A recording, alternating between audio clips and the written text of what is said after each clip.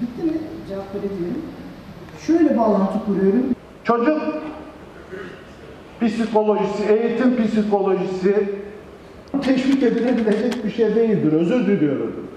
Şer'i boyutu tartışılabilir. Toplumsal sorun olarak adettiğimiz her ne varsa hemen ona başvurabilirler. Ondan sonra onu tamir etmek çok kolay değildir. Malum yasa hakkında söylenecek çok şey var. Ama ben bir iki söz sadece söylemek istiyorum.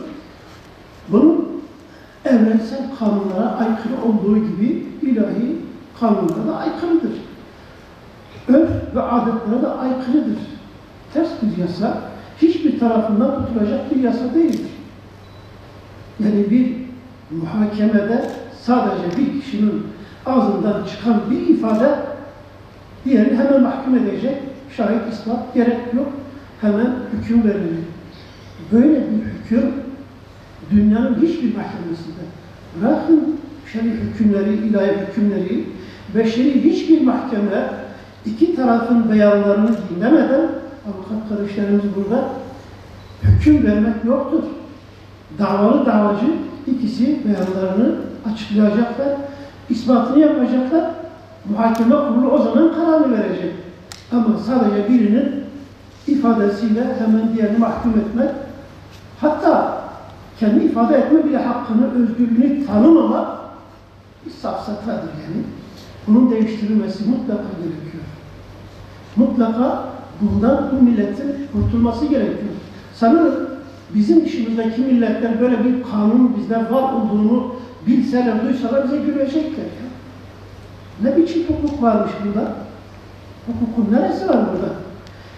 Allah Celle Celaluhu bütün insanları hukuk önünde eşit yaratmıştır. Kadın erkek. Ama sosyal ilişkilerde, ailevi ilişkilerde erkeğe biraz fazla hak vermiştir yani. O da hak ediyor.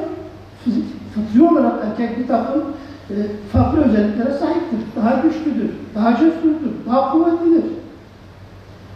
Daha dayanıklıdır, daha sabırlıdır. Askeri özellikler taşıyor. Ama kadına da Allah öyle bir takım özellikler vermiştir ki onlar da erkekte yoktur. Kadın incedir, narindir.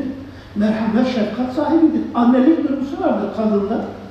Herkesin hakkını kendisine vermek gerekiyor. Eğer erkek çamurlu elleriyle gidip kadının işine karışırsa, kadın da hamurlu elleriyle gidip erkeğin işine karışırsa, o zaman hamur çamur, çamur da hamurlu gider. Herkes kendi işini yapmaz. Herkes kendi işini bilmeli, kendi alanında durmalıdır. Bundan dolayı sanırım hepimiz aynı duygulara sahibiz. Bu düzenlemenin mutlaka yapılması gerekiyor. Yetkililere özellikle sesleniyorum. Bu konuda çok ciddi sıkıntılar vardır.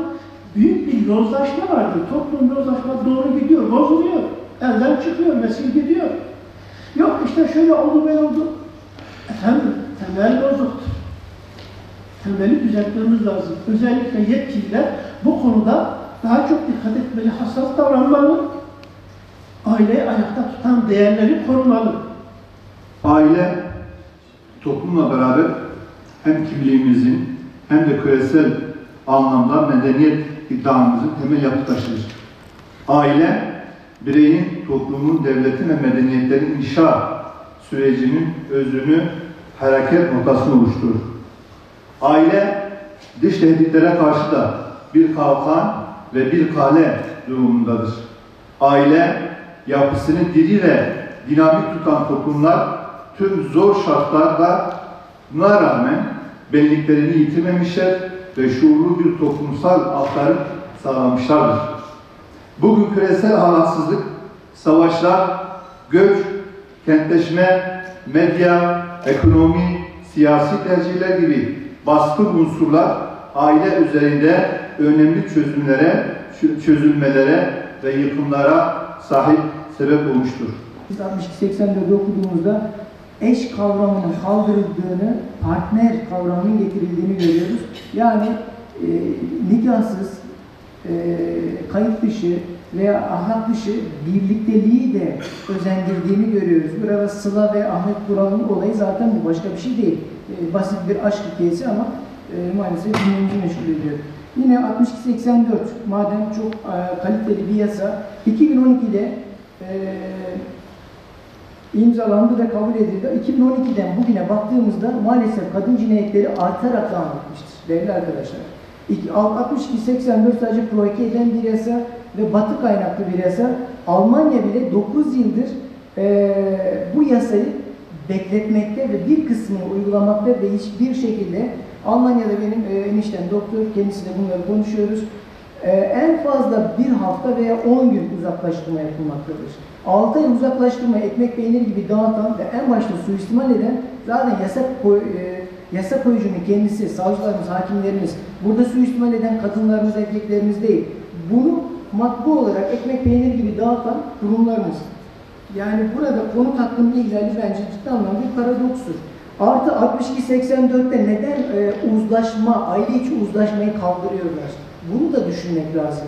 Ben aile içi uzlaşmayı daha önce büyüklerimle yapıp bir şekilde kadını ve erkeği barıştırırken neden 62-84'te özellikle bir hükmündeki maddede şöyle diyor, aile içi şiddetle uzlaştırmacı olamaz diyor.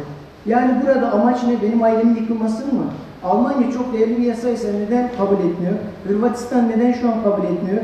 Ve neden bu yasanın adı İstanbul Sözleşmesi? Çünkü Türkiye bütün maddelerine çekincesiz imza atmıştır. Evet, bu bir ayıptır.